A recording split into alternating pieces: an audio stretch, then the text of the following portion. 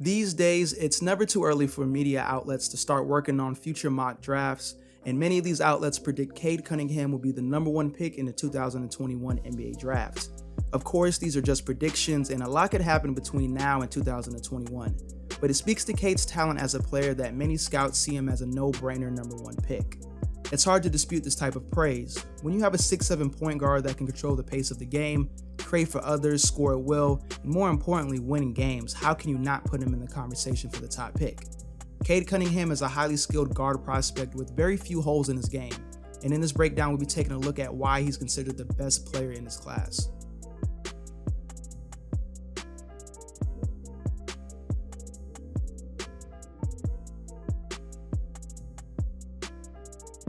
Let's begin with Cade's excellent size as a guard prospect. It's very hard for other guards and even wing players at times to keep Cade out the lane. He's a strong player, weighing around 215 pounds, and his frame leads me to believe he could easily put on another 15 to 20 pounds. He was top 5 in free throw attempts on the EYBL circuit, so that should give you an idea at how well he draws contact.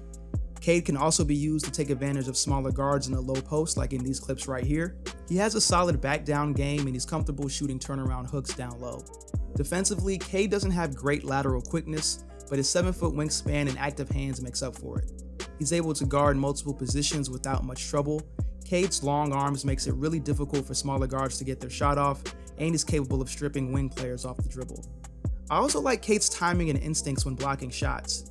Even when he's beat off the dribble, Cade is a good enough athlete to recover and contest. Overall, Cade does a good job using his size to his advantage, whether on offense or on defense. Cade is an elite level scorer that can go off for high scoring games while also shooting efficiently from the field.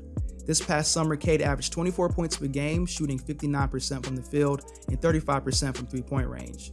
He won't wow you with blazing speed or crazy athletic plays, but Cade knows how to get to his spots on the floor to score the ball, and he does this better than most players in his class.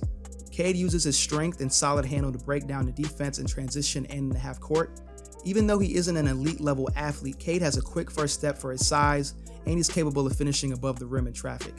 His size also allows him to finish well through contact, and despite his bully ball approach, Cade has a nice touch at the basket.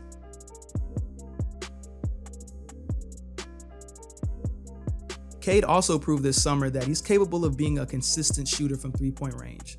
Mechanically, Cade's shot looks really good. He has a smooth release and he gets good rotation on the ball. He gets his shot off quick off the catch and also off the dribble.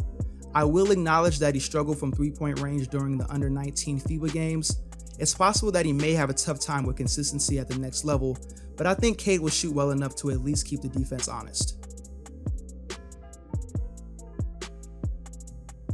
Cade's best quality as a player might just be his basketball IQ and the way he controls the game as a point guard. He's an excellent passer in transition. I like that Cade has good end-to-end speed with the ball even though he normally plays at a slow pace.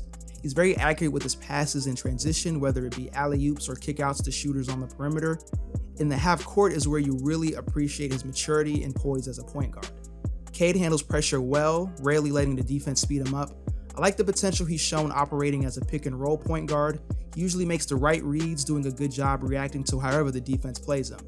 I wouldn't classify Cade as a pure point guard, but he has the ability to be the primary lead guard for a basketball team.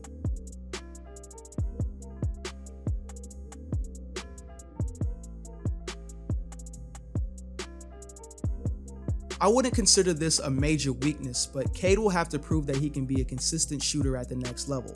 Despite shooting well on the EYBL circuit, Cade shot a very low 17% from three-point range at the FIBA World Cup games. He had a lot of good looks during the FIBA World Cup, but for whatever reason, he had a tough time making shots. Cade will still be a lottery pick even if he struggles from the perimeter next year, but becoming a reliable shooter only raises his ceiling as a prospect. Lastly, Cade could take care of the basketball a little bit better. He had a 2-to-1 assist to turnover ratio on the EYBL circuit, largely due to bad passes and forced drives in the lane. Stated before, I wouldn't consider Cade a pure point guard, so if he decides to adopt a point guard role in college, then taking care of the ball is a must going forward. Well, here's my verdict. I've evaluated a lot of top guard prospects in the 2020 class, and as of now, I believe Cade Cunningham is the best guard prospect overall. Offensively, he doesn't have a glaring weakness. He puts up big numbers while shooting a high percentage from the field. Defensively, he has tremendous upside, capable of guarding multiple positions.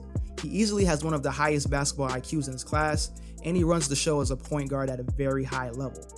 He's a clear one and done in my opinion. If he remains healthy, it's hard to imagine him not being a lock as a future top 5 pick, unless he seriously underperforms at Oklahoma State.